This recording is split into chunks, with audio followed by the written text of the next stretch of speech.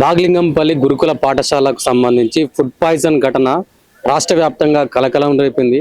దాదాపుగా 30 మంది విద్యార్థులు అస్వస్థతకు గురై ఈరోజు అంటే నిన్న ఈరోజు 2 రోజులలో కలిపి ఒక 30 మంది విద్యార్థులు ఇక్కడ కింగ్ కోటి హాస్పిటల్లో చికిత్స పొందుతున్నారు. దాదాపుగా అంటే మనం చూస్తూనే ఉన్నాం గత కొద్ది రోజుల నుంచి ఫుడ్ పాయిజన్ ఘటనలు ఎన్నో తెర మీదకి వచ్చినా కూడా ప్రభుత్వం దీనికి సంబంధించి ఎంత నిర్లక్ష్యంగా వ్యవహరిస్తుందనంటే మనకి ఈ ఘటనతో పూర్తిగా అర్థమవుతుంది. దీనికి సంబంధించి అంటే పిల్లలు అంటే కుళ్ళిపోయిన పెరుగు అంటే పెరుగుకు సంబంధించింది తినడం వల్ల ఈ ఘటన జరిగిందని చెప్పేసి పిల్లలు చెప్తున్నారు. దాదాపుగా అంటే కుళ్ళిపోయిన పెరుగు అట్లే పెట్టినారంట, దాన్ని పిల్లలకు అట్లే పెడితే దానికి సంబంధించి పిల్లలు తినడం వల్ల వాళ్ళ అస్వస్థతకు గురై ఇక్కడ హాస్పిటల్లోకి వచ్చి చికిత్స పొందుతున్నారు. సో వాళ్ళ పేరెంట్స్ తోని మాట్లాడి తెలుసుకునే ప్రయత్నం చేద్దాం.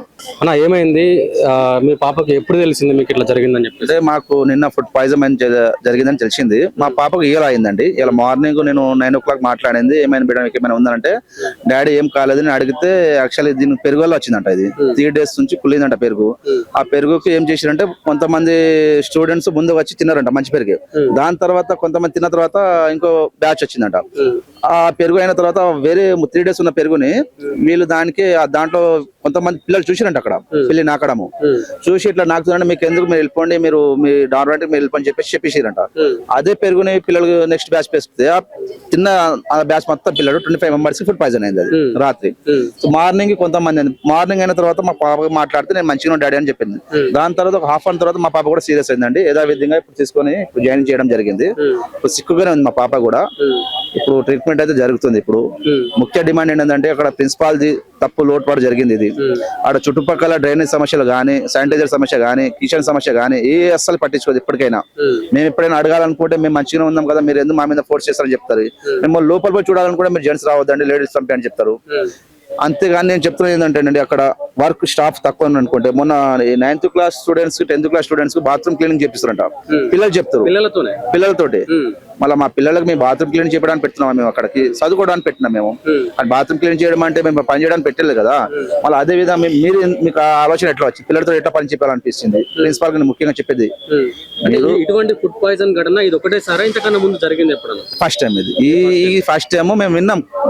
2 months బ్యాక్ 3 months బ్యాక్ కొన్ని చోట్ల ఫుడ్ పాయిజన్ అని చెప్పేసి విన్నాం. కానీ దీంట్లో జరిగింది ఫస్ట్ టైం ఇది.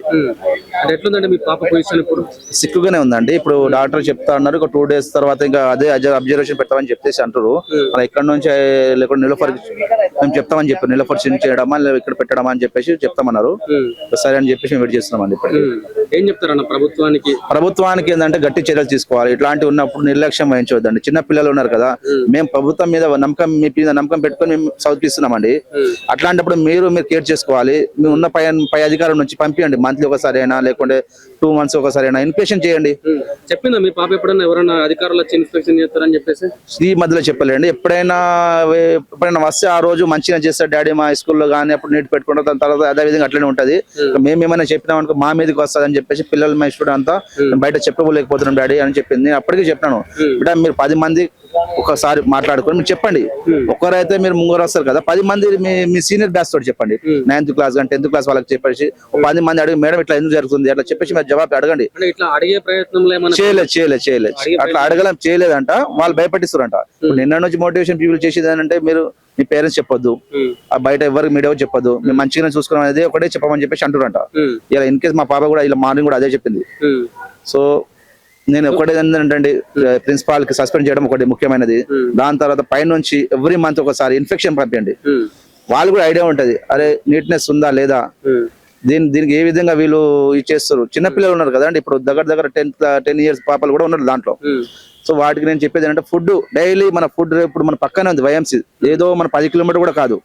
ఫుడ్ డిపార్ట్మెంట్ ఇక్కడనే ఉంది. ఇన్స్పెక్టర్ వాళ్ళకి ఒక డైలీ ఫుడ్ మీరు ప్రాసెస్ చేయన తర్వాత రిపోర్ట్ పెట్టండి. 1 hour half an hour late అవుతుంది ఏమో, మీకు రిపోర్ట్ వచ్చేసరికి ఓకే అనుకుంటే పెట్టండి. లేకుంటే ప్రిన్సిపాల్ తినమని చెప్పండి ఫస్ట్ వండిన ఫుడ్ కి. లేకుండా ఆడ స్టాఫ్ ఏం వండుతారో తెలియదు. వాళ్ళు కుళ్ళిపోయిన వాళ్ళు పెడుతురా లేకుండా మంచి ఎప్పటికప్పుడు ఫ్రెష్ పెడుతురా అని ఎవరు చూస్తారండి? ఆడ తీసుకొస్తారు వాళ్ళు, వారానికి ఒకసారి వస్తుంది అది మెటీరియల్ స్టాక్ అని. ఆ మెటీరియల్ ఎప్పుడు వస్తుంది, మళ్ళీ నీట్నెస్ ఉందా, మళ్ళీ వీళ్ళు ఎట్లా చేస్తారో మాకు తెలిసలేదండి. స్టాఫ్ తక్కువ ఉంది అనుకోండి, స్టాఫ్ పెంచండి. ఇప్పుడు స్లీపర్స్ ఇప్పుడు బాత్రూమ్ క్లీనింగ్ వాళ్ళు తక్కువ కూడా వాళ్ళకి పెంచండి. మీకు ఏం ప్రాబ్లం ఉంటే మీరు చెప్పండి, మాకు చెప్పండి, పేరెంట్స్ చెప్పండి. మేము 10 అధికారులు మేము చెప్తే పట్టించుకుంటలేరు, మీరు వచ్చి ఒకసారి ధర్నా చేయమని చెప్తే ఒక రోజు అంతా కూర్చుంటాం మేము.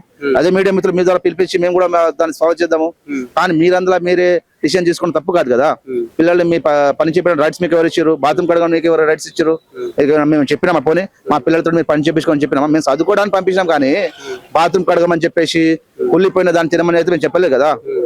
నా డిమాండ్ ఏంటంటే ఇదండి. అమ్మ ఏమైంది మీ పాపన తను? మా పాపనే అండి. ఏం పేరమ్మా? మా పాప పేరు రిషిక, 6th క్లాస్ చదువుకుంటది గురుకుల పాఠశాలలో. వాళ్ళు పొద్దున్న నేను హాస్టల్ దగ్గరికి వెళ్ళాను, 9:20 కన్నా అక్కడికి ఉన్నాను.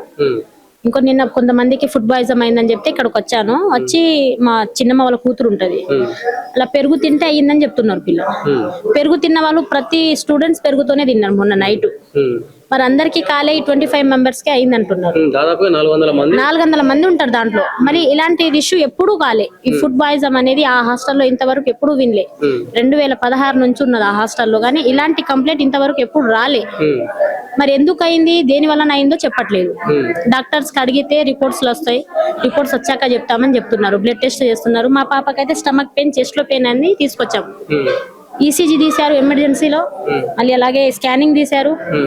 చెప్పారు కానీ రిపోర్ట్స్ వస్తే చెప్తామని చెప్పారు. కొంచెం గ్యాస్ తో పట్టుకున్నట్టుందమ్మా, చిన్న పాప కదా, కొంచెం పెయిన్ ఎక్కువ వస్తుంటే ఏడుస్తుందని చెప్పారు. నేను వెళ్ళాను, ఇవన్నీ పొద్దున్నే వెళ్ళాను. మా విషయం తెలియకుండా ముందే వెళ్ళాను. నేను 9:20కి అక్కడ ఉన్నాను. 9:20కి వెళ్ళి మాట్లాడాను, చెప్పా. సో రైట్, అంటే వాళ్ళ తల్లిదండ్రులు ఏం చెప్తున్నారంటే దాదాపుగా ఆ స్కూల్ కి సంబంధించి సౌకర్యాలు సరిగ్గా లేవు. అక్కడ ఇన్ఫెక్షన్ అంటే ఎవరైనా కనీసం అధికారులు వచ్చి పట్టించుకునే నాదులు లేడు. మా పిల్లలతోని బాత్రూమ్లు గడిపిస్తున్నారు. కనీసం ఆ ఫుడ్ అనేది సరిగా పెట్టడం లేదు, కిచెన్ సరిగ్గా లేదని చెప్పేసి మేము ఎన్నిసార్లు కంప్లైంట్ ఇచ్చినా కూడా ఏ అధికారి పట్టించుకోలేదు. ఇవాళ ఈ ఘటన జరిగింది, ఇంకేమన్నా అయితే ఎవరు బాధ్యులు అవుతారని చెప్పేసి కూడా వాళ్ళ తల్లిదండ్రులు ఇక్కడ ప్రభుత్వాన్ని హెచ్చరించడం జరుగుతుంది.